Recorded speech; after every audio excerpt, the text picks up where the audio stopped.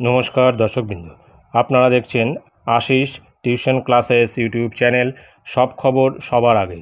এই চ্যানেলের ভিডিওগুলি যদি ভালো লেগে থাকে অবশ্যই সাবস্ক্রাইব করবেন পরবর্তী আপডেট ভিডিও পাওয়ার জন্য। 2016 এসএলএসটি 26,000 চাকরি বাতিল মামলার সুপ্রিম আপডেট যেটা সামনে এসছে সেটা আমি আপনাদের সঙ্গে শেয়ার করছি।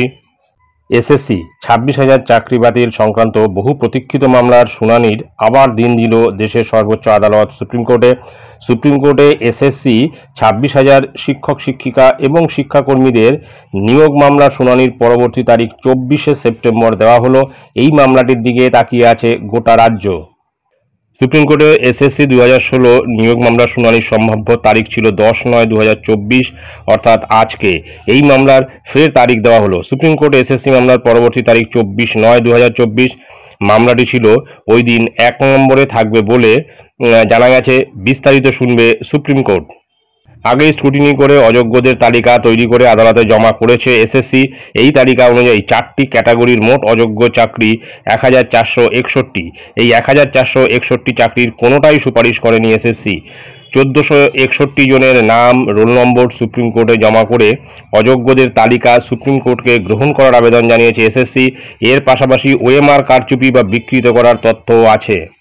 সুপ্রিম কোর্টে পশ্চিমবঙ্গ মধ্যশিক্ষা পর্ষদ লিখিতভাবে জানিয়েছে নিয়োগ এবং সুপারিশের মধ্যে যে গরমিল তার কারণ নিজেদের মধ্যে বোঝাপড়া না থাকা। পর্ষদ জানিয়েছিল সঠিক শূন্য পদের তথ্য না থাকার জন্যই বিভ্রান্তি তৈরি হয়েছে। তাতেই একই ভ্যাকেন্সিতে একাধিক নিয়োগের সুপারিশপত্র দেওয়া হয়েছে, একাধিক নিয়োগ হয়েছে। তবে সুপ্রিম কোর্টে আদৌ মধ্যশিক্ষা পর্ষদের এই যুক্তি ধোপে টেকে কিনা সেদিকে নজর রাখতে হবে। প্রসঙ্গত উল্লেখ্য, মঙ্গলবার এসএসসিতে চাকরি বাতিল মামলার শুনানি রয়েছে প্রধান বিচারপতি ডিওয়াই চন্দ্রচূড়ের ডিভিশন বেঞ্চে। তার আগেই সুপ্রিম কোর্টে রিপোর্ট জমা দেয় পশ্চিমবঙ্গ মধ্যশিক্ষা পর্ষদ। 3রা আগস্ট মধ্যশিক্ষা পর্ষদ 6 পাতার রিপোর্ট জমা দিয়ে দাবি করেছে মোট 25,844 জনকে চাকরি দেওয়া হয়েছিল, যার মধ্যে নবম দশমে 13,056, একাদশ দ্বাদশে সহকারী শিক্ষক পদে চাকরি 5,757 দেওয়া হয়েছিল। এছাড়াও গ্রুপ ডি পদে 4,547 এবং গ্রুপ সি পদে 2,484 জনকে চাকরি দেওয়া হয়েছিল।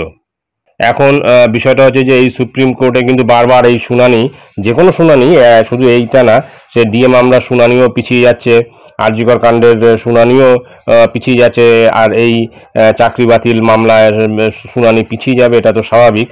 পাশাপাশি এই 26,000-এর মধ্যে যারা পড়ছে তাদের ভিতরে একটা ফ্রাস্ট্রেশন তৈরি হয়ে যাচ্ছে। বারবার তাদের মনে হচ্ছে তারা যেন সুপ্রিম কোর্টের দয়াতে এখনও স্কুলে বহাল তবিয়তে রয়েছে। অর্থাৎ সুপ্রিম কোর্ট যতদিন পর্যন্ত তাদের একটা ক্লিন চিট না দিচ্ছে ততদিন পর্যন্ত তাদের নিজেদেরকেও তারা ক্ষমা করতে পারছে না, এমনটাই কিন্তু বাইরে আসছে বা এমনটাই কিন্তু শোনা যাচ্ছে। এর ভিতরে যারা সত্যিকারের যারা চাকরি বাকরি করছে কোনো পরীক্ষা ছাড়া বা সাদা খাতা জমা দিয়ে, তাদের কোনো তাপ উত্তাপ নেই, কিন্তু যারা জেনুইন তাদের ভিতরে একটা বিষয় বারবারই আসছে যে তারা যেন সুপ্রিম কোর্টের দয়াতেই এখনও রয়েছে।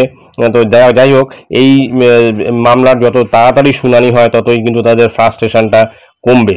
তো এটাই ছিল গুরুত্বপূর্ণ আপডেট যেটা আমি আপনাদের সঙ্গে শেয়ার করলাম। ধন্যবাদ।